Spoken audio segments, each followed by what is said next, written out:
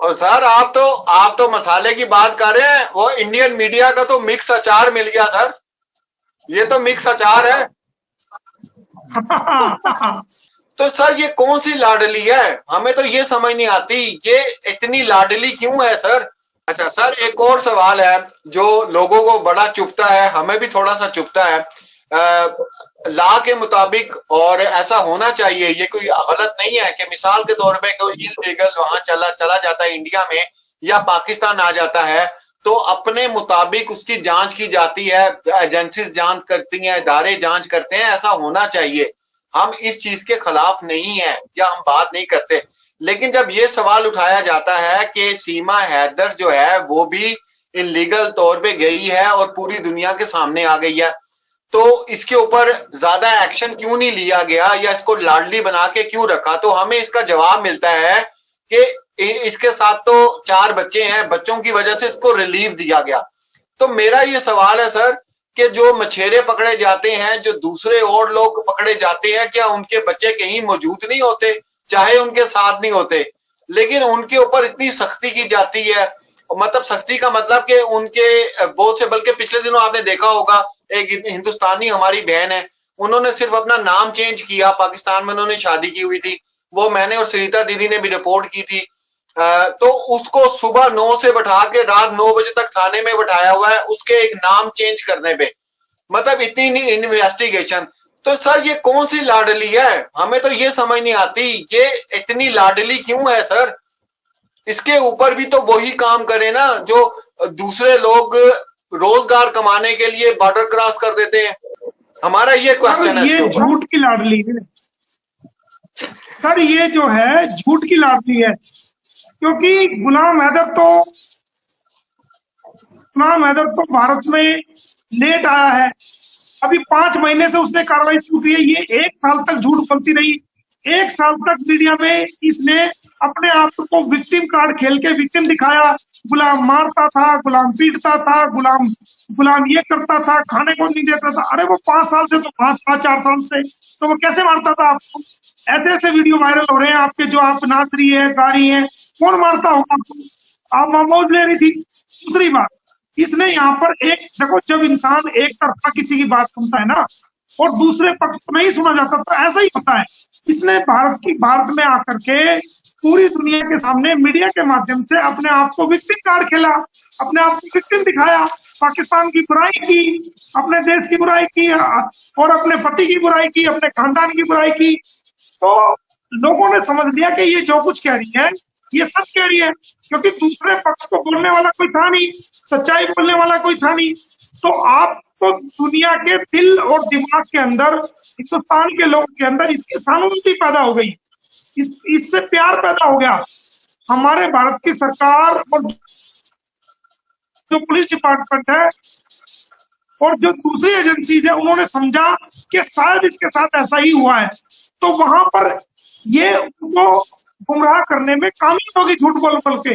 लेकिन गुलाम हैदर कोई अप्रोच नहीं कर सका भारत में, अपनी बात को रख नहीं सका। अगर गुलाम हैदर भी अपनी बात को रखता तो ये लोगों में इतनी पकड़ ना बना पाती, इतने झूठ को ना जमा पाती, जो इसने लोगों के दिल दिमाग में जो झूठ जमा दिया। अगर गुलाम हैदर भी अपनी बात रखता तो वो तुरंत इसका पर्दाफाश हो जाता। जो आप बता रहे थे अपना चार्जशीट जो डिले है उसके मुतालिक आप बता रहे थे, और मैंने ये सवाल किया था क्या पुलिस के ऊपर ये केस हो सकता है इसका कि इन्होंने इतना लेट क्यों किया? हाँ, वो उसकी डिपार्टमेंटल इंक्वायरी खुलेगी बाकायदा। अगर स्टिक रीजन नहीं हुआ, मैं थोड़ा टाइम और देख रहा हूँ, नहीं तो मैं इस केस को यूपी से हरियाणा लेके आ रहा हूँ। इस केस को मैं ट्रांसफर के लिए जो यूपी से हरियाणा लेके मैं आ रहा हूँ इस केस को। ठीक हो गया, जबरदस्त। अच्छा सर, एक और चीज जो सवाल उठता है, जो हमसे भी पूछा जाता है, मेरे ख्याल से और भी लोगों ने आपसे ये सवाल कर लिया, लेकिन मैं फिर पूछूंगा कि नित्तरपाल ने जो जमानत दी है सीमा हैदर की, जो उसकी बेल हुई है ना, तो नित्तरपाल ने कैसे जमानत दे दी जबकि खुद एफआईआर में उसका नाम था?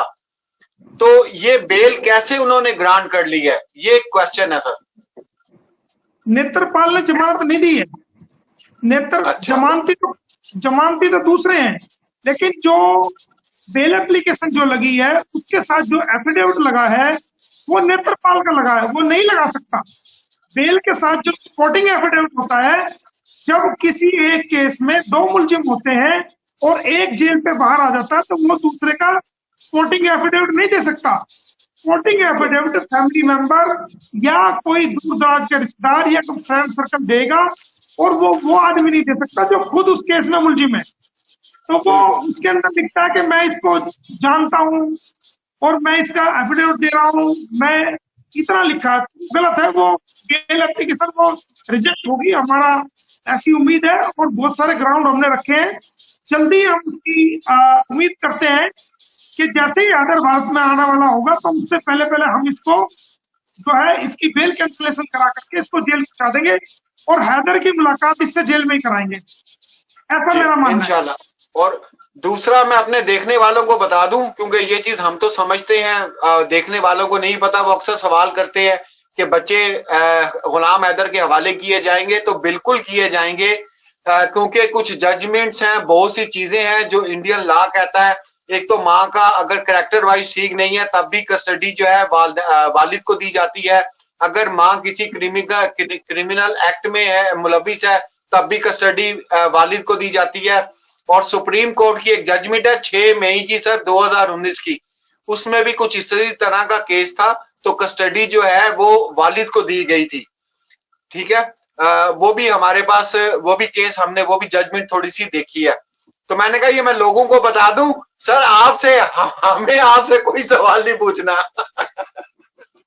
देखिए ये जो इतनी आप देख रहे हैं कि 5 महीने से कितनी जबरदस्त मेहनत चल रही है।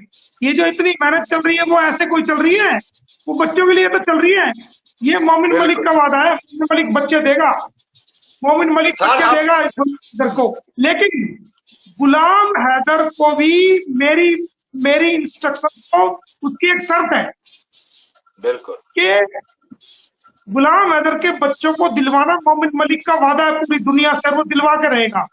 चाहे उसके लिए आप देख रहे हैं मेरे पे पर्सनल अटैक भी हो रहे हैं, पर्सनल डिफेमेशन भी हो रही है, पर्सनल जो है मुकदमे भी मेरे खिलाफ चल रहे हैं, और हो सकता है आने वाले टाइम में पर्सनल मेरे पे अटैक भी हो, लेकिन मैं उससे डरता नहीं हूँ। मेरे पास सब चीज का इंतजाम है, उससे डरता नहीं हूँ मैं। मैंने यहाँ तक कह दिया कि जब मेरा सत्यानाश हो जाए, एक तो नाश होता है नाश, एक होता है सत्यानाश, मैं मिट्टी में भी मिल जाऊंगा ना, मिट्टी में मिला भी मैं गुलाम हैदर के बच्चों को ये वादा कर रहा हूँ कि गुलाम हैदर के बच्चों को गुलाम को दिलवाऊंगा और सीमा हैदर को जेल कराऊंगा, ये मैंने कसम खाई हुई है। सैल्यूट है सर, सैल्यूट।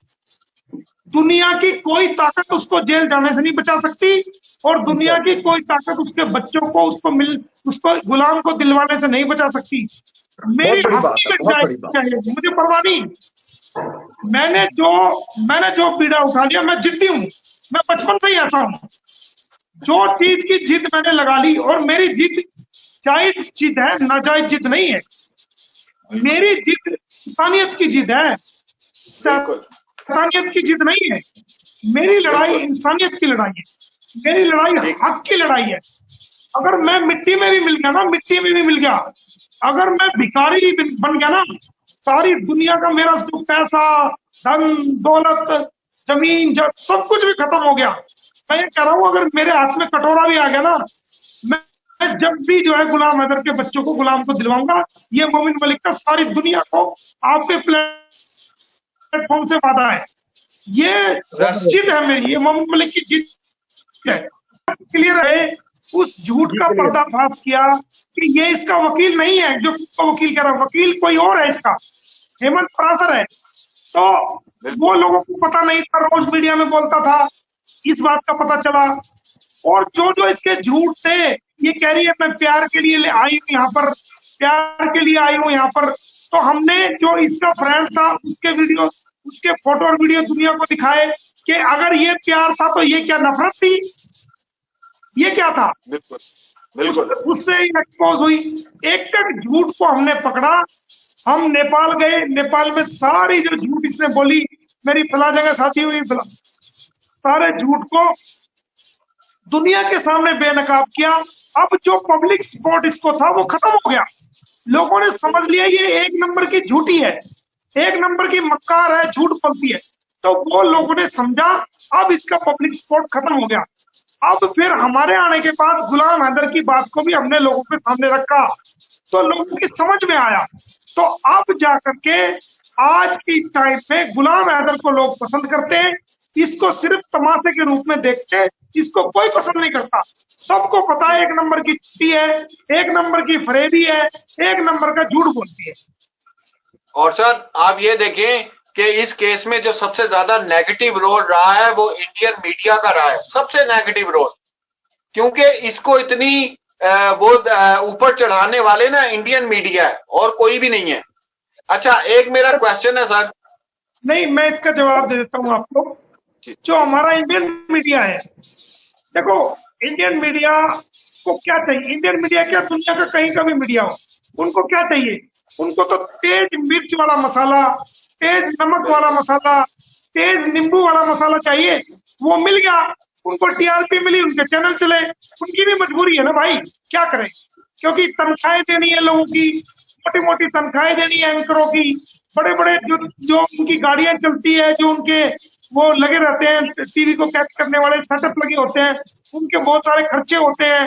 तो भाई मेरे वो क्या करें, वो भी अब उनको मसाला चाहिए तो होता ना, उनको मसाला फ्री में मिल गया, और वो भी पाकिस्तानी से मिल जाए तो बल्ले बल्ले हो जाए फिर तो।